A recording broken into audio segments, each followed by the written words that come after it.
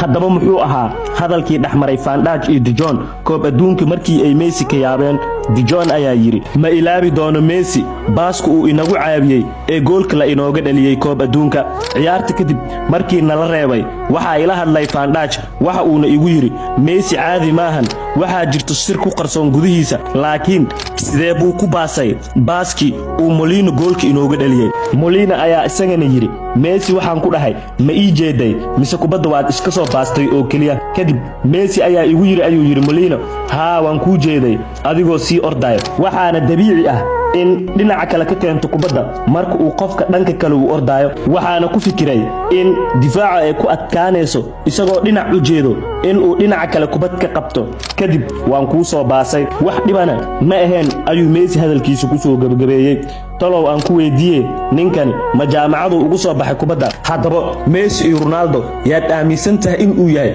goodka kubadda cagta